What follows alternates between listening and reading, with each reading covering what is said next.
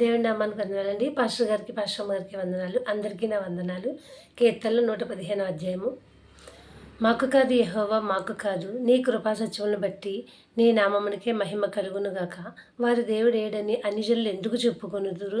మా దేవుడు ఆకాశమందున్నాడు, తనకిచ్చ వచ్చినట్లుగా సమస్తమును ఆయన చేయుచున్నాడు.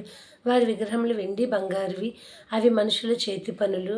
వాటికి నోరుండియు పలకవు, కళ్ళుండి చూడవు, చెవులుండి వినవు, ముక్కులుండి వాసన చూడవు, చేతులుండి ముట్టుకొనవు, పాదములతో నడువు, గొంతుకతో మాట్లాడవు. వాటిని చేయువారును వాటి యందు నమ్మిక ఉంచిన వారును వాటి వంటి వారై ఉన్నారు. ఇశ్రాయేలీయులారా, యెహోవాను నమ్ముకొనుడి, ఆయన వారికి సహాయము, వారికి కేడము. అహరోను వంశస్థులారా, యెహోవాను నమ్ముకొనుడి, ఆయన వారికి సహాయము, వారికి కేడము.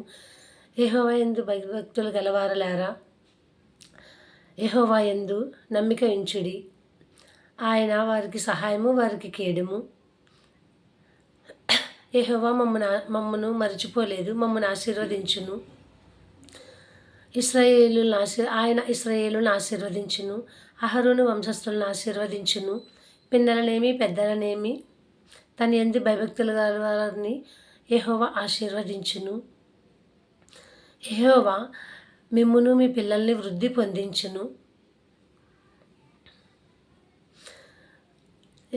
భూమి ఆకాశములు సృజించిన యెహోవా చేత మీరు ఆశీర్వదింపబడిన వారు.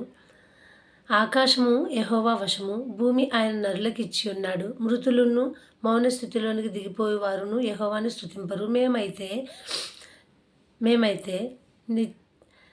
ఇది మొదలుకొని నిత్యము యెహోవాను స్తుతించదము. యెహోవాను స్తుతించుడి. ఈ వాక్యం దేవుడు దీవించును గాక. ఆమేన్.